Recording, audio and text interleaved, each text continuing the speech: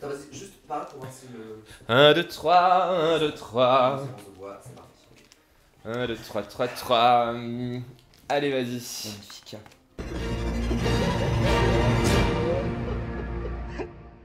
Je m'appelle Mini Majesté. Et je suis Diamanda Kalas et bienvenue dans Cunt 2, le retour de la momie. Cunt, le retour des podcasts. Ouais. On n'a plus d'épisodes de Drag Race à débriefer car Voilà. Drag Race France, c'est fini. Oui, c'est pas comme s'il existait 46 saisons de Drag Race, toutes franchises confondues, pour faire des reviews, mais on déteste se répéter, donc on a décidé de faire autre chose en ne vous demandant pas votre avis. Non, on a décidé que notre avis était plutôt pas mal. Ouais. Et on s'est dit, tiens, mais qu'est-ce qu'on va review, qu'est-ce qu'on va re-regarder un petit peu.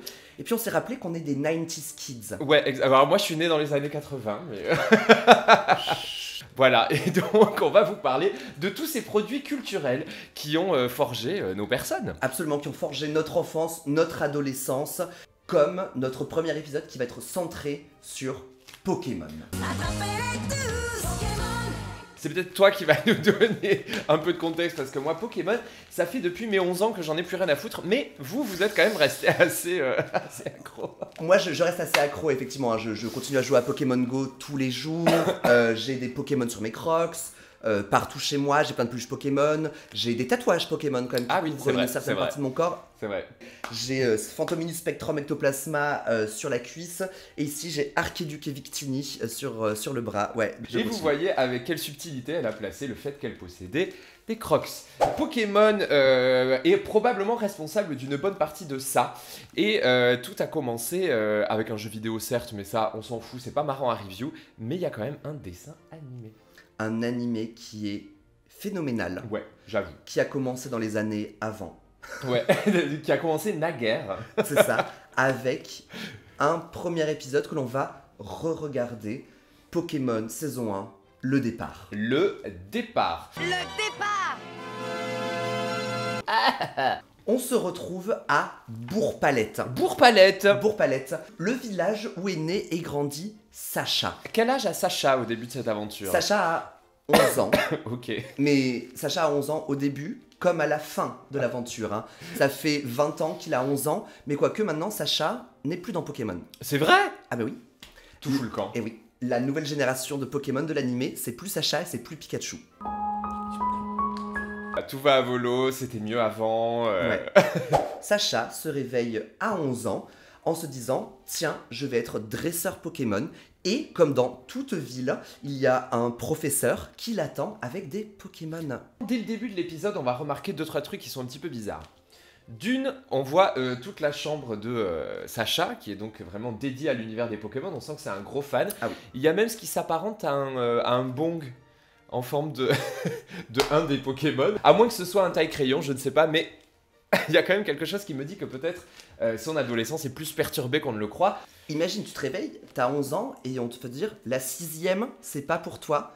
Toi, tu vas aller tout seul parcourir le monde à la rencontre des Pokémon. » Voilà, c'est l'école de la vie, c'est la même école que Léa Mélanie Seydoux Laurent. et... Non, Mélanie Ah non. Laurent, elle tue Hitler dans ses rêves depuis qu'elle a 4 ans. L'école de la vie, c'est Xavier Dolan et Léa Seydoux. Voilà, et donc Sacha du Bourg-Palette, qui va donc partir en ermite à 11 ans. Donc on va lui donner une valise, un sac avec des vivres et une corde à linge. Une corde à linge ce et sera- des gants en caoutchouc. Et des gants en caoutchouc. Toutes ces séries de rites initiatiques qui apparemment commencent toutes à 11 ans, parce que genre entre ça, marrant. entre Harry Potter, Divergente, les Hunger Games, Ah Hunger oui. Games, tout ça, tu vois, genre, c'est en... En fait, ils se rendent compte que 11 ans, c'est le début de l'adolescence, et que du coup, c'est un petit peu chiant, donc pour nous sortir un petit peu de ce trauma que va être l'adolescence, ils vont nous dire, regardez ce que ça aurait pu être dans un monde parallèle, Où est-ce que Sacha va faire caca pendant tout ce rite initiatique? dans les Il a- bois, quoi. Voilà, il a Vraiment. un baluchon sur le dos à 11 ans et il va voguer et devenir, espérons. Le professeur Chen ou Shen? Je crois qu'on dit chaîne. Hein. Bon, eh bien le professeur Chen fait une annonce à la télévision, probablement sur une chaîne locale, hein, la veille. pour Bourg-Palette dire, TV. Il y a 3 Pokémon de disponibles. Alors ma question c'est, combien est-ce qu'il y a d'inscrits à cette colo? Non mais... Est-ce qu'il y aura des Pokémon pour tout le monde? C'est la première question que je me suis posée. Alors que je suis sûr que quand j'ai vu l'épisode à 11 ans, Très clairement, j'en avais rien à carrer. Il n'y a que 3 Pokémon, ça veut dire qu'ils sont que 3 à pouvoir partir. Est-ce que tout le monde se regroupe à Bourg-Palette pour partir? Est-ce qu'il y a un professeur dans chacune des villes? Est-ce qu'à Céladopole aussi, il y a un Pokémon? Est-ce qu'à Jadiel? À Jadiel, à Safrania? Oui. Parce que j'avais l'album, moi, de Pokémon, le CD, avec la musique de Pokémon, et il y avait une chanson super, un tube, sur la ville de Jadiel. Il n'y avait pas que la chanson que l'on connaît toutes et tous du générique? Pokémon attrapez-les tous? Ouais. Mais pas du tout.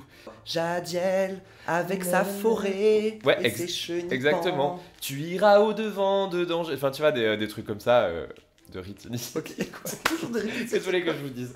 Et donc, on arrive chez le professeur Chen. Il n'y a que 3 Pokémon de disponibles. Et Régis, qui sera l'ennemi juré. Le rival. Ouais, le rival. Et d'ailleurs, lui aussi, il a la même école de la vie que Léa Seydoux, puisqu'il est en fait le neveu ou le fils ou le petit-fils. Il est le petit-fils du professeur Chen, Oui, donc déjà, il est plugué. Un Nepo Baby avant que ça soit connu. Et en plus, on le voit partir en décapotable et tout avec son Pokémon. Oui, exactement. Il a vraiment une vie de star. Il s'adresse à la plèbe. Une plèbe de gens conquis. C'est-à-dire, il a 11 ans, il est une star un peu comme Vanessa Paradis ou Jordi. Qui a chanté dur d'être un bébé. Ouais. Voilà. Lui, il a réussi à pécho un Pokémon, mais il refuse de donner l'identité de son Pokémon. Et entre Salamèche Carapuce et Bulbizarre, bien évidemment, on aurait choisi 1, 2, 3, Carapuce. Oui, bon, ça va. Moi, non, j'aurais pu choisir Salamèche. Ah ouais? Ouais, j'aime bien le rouge, je trouve que c'est joli, ça me va bien au teint. On va donc se confronter au premier problème qui est, il n'y a pas assez de Pokémon pour tout le monde. Et non. C'est une galère. C'est la galère, mais Shen a plus d'un tour dans son sac et dit « Mais attends, j'ai un autre Pokémon pour toi. » Il a une Pokéball, apparaît mystérieusement au milieu des 3 autres, et c'est un Pikachu. Ouais, c'est un Pikachu. Et ce Pikachu, il va quand même très bien avec le personnage de Sacha, qui, on le rappelle, s'est quand même pointé en retard. Ah oui, c'est son ça. Premier jour de stage initiatique, parce qu'il a trop dormi le matin, parce qu'il n'a pas dormi de la nuit, évidemment, il était trop excité. Moi, je soupçonne quand même sa mère de lui avoir calé un petit ristretto. Pour pas qu'il se lève le lendemain, genre en mode genre...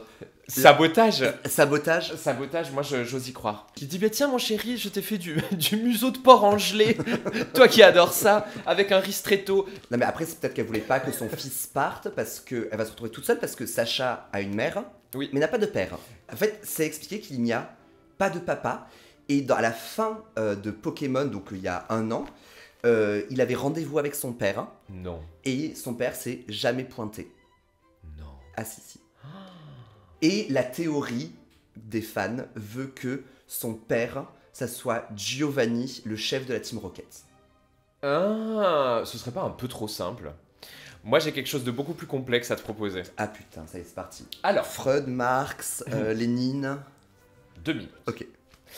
Sachant que nous sommes... Sacha. Elle est taquine. Sachant que nous sommes dans un monde dans lequel existent des Pokémon. Les Pokémon qui peuvent être affiliés à des animaux. Tout à fait. Qui sont à la fois domestiqués, mais pas complètement domestiqués, parce qu'on a besoin d'eux pour produire de l'électricité. En fait, faire tout un tas de tâches qui sont quand même très nécessaires. Est-ce que ce sont des animaux? Est-ce que ce sont des esclaves? En fait, on ne sait pas vraiment. Donc, première question, est-ce que les animaux existent dans le monde de Pokémon?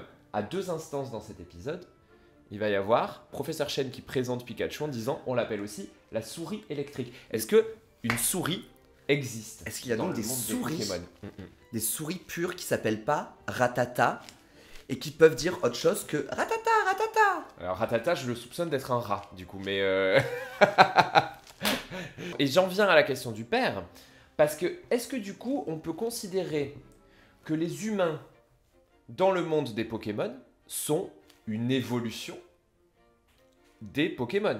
Puisque nous sommes nous-mêmes des humains évolués des animaux et pourris par le don du savoir et de la conscience.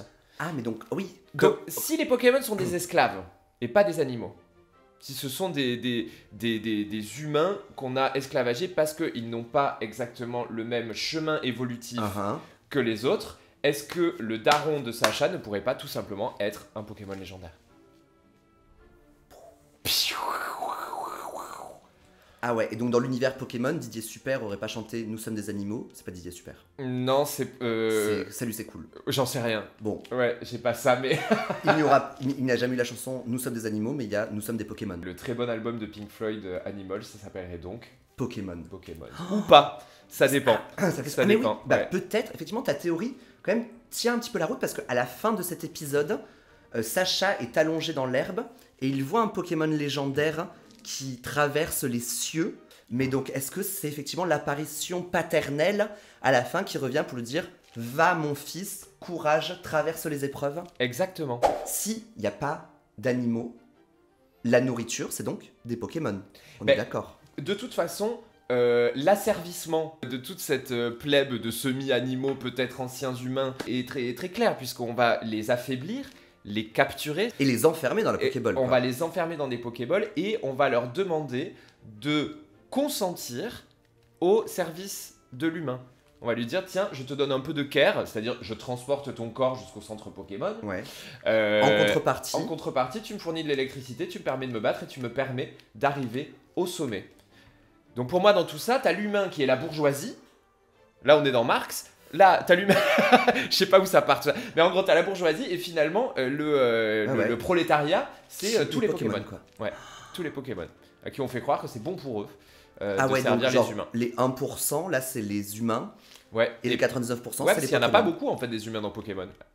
Purée. Donc, voilà. Pikachu est un connard au début. C'est un connard. C'est un beau connard car il déteste Sacha. Il va l'électrocuter à peu près. Il refuse sa servitude. Oui. Mais bon, putain, mais non, c'est un... Oui, d'accord, mais oui. Vrai. Il se comporte quand même un petit peu comme un con. Il se comporte un petit peu mal, on lui dit tu vas me suivre jusqu'à la fin de tes jours, et lui il est en mode genre bah non, je vais t'électrocuter plutôt. Donc il va l'électrocuter 25 milliards de fois, d'où l'utilisation des gants en caoutchouc qui vont être très pratiques, et ils vont quand même essayer de partir, et là Sacha rencontre son premier Pokémon sauvage, un Roucoule. Un Roucoule qui est un Pokémon qui ne sert à rien. Donc ce Roucoule, Sacha va essayer de le capturer. Sacha va balancer sa Pokéball en espérant que ça fonctionne. Malheureusement, le Pokédex va lui dire eh ben non, il faut l'affaiblir. Il faut l'affaiblir.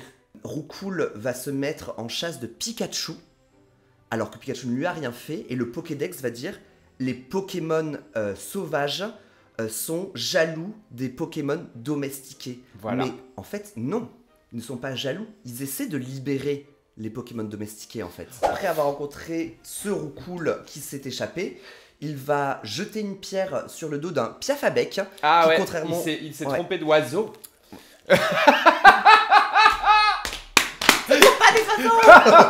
Il s'est trompé d'oiseau. Il s'agit en fait d'un Piafabec. D'un Piafabec. Autrement plus agressif. Et beaucoup plus agressif, qui va les attaquer.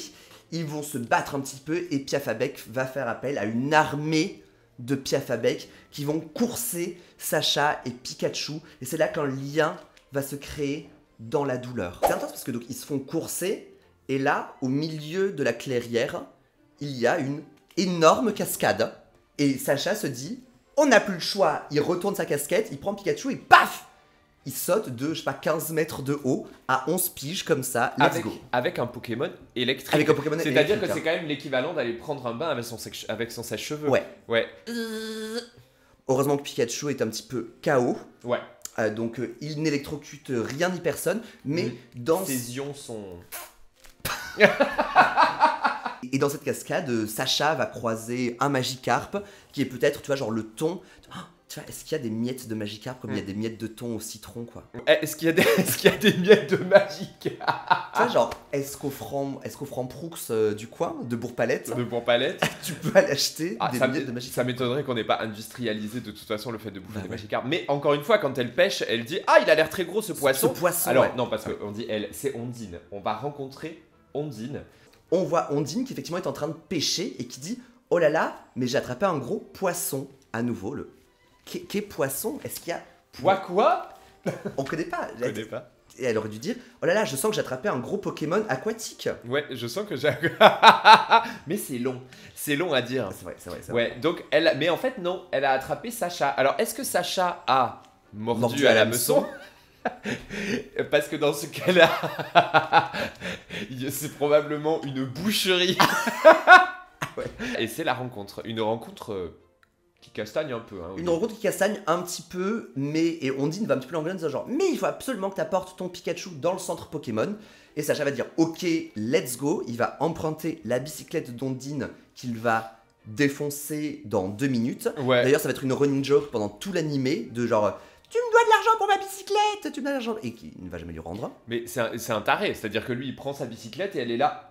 Bah, il est gonflé celui-là. Alors que moi, je serais là, mais ça va pas la tête. Tu reviens tout de suite avec mon cycle. Et donc, il pédale vers le centre Pokémon, mais les Piafabec vont les attaquer. Et alors que tout était perdu, Pikachu, d'un élan finalement de solidarité ou de servitude, va finalement faire une énorme attaque éclair ou fatale foudre pour défoncer tous les Piafabec. Exactement. Et on va remarquer que dans ce processus-là, Pikachu, qui a la capacité d'être ami avec un humain, refusera son évolution. Et oui. Il ne deviendra jamais un Raichu. Il ne deviendra jamais un Raichu. Sacha va essayer plusieurs fois, mais non. Voilà, alors on en a appris plein sur les Pokémon qui nous ont aidés à être et à penser, comme vous l'avez vu. Non mais, Alea Jacta Est, ouais. Non, Cogito Ergo Sum. Et oui, etc. etc. C'est sur ces bonnes paroles latines que nous allons pouvoir conclure ce premier épisode. Enfin, épisode, hein, parce que... Sommes-nous des épisodes ou des humains? Sommes-nous des épisodes Voilà. Ben, c'est avec plaisir qu'on vous retrouvera du coup la semaine prochaine pour une nouvelle review, peut-être moins chiante, on verra. Donc, merci beaucoup de nous avoir regardés, puis à la semaine prochaine. À bientôt. Bye.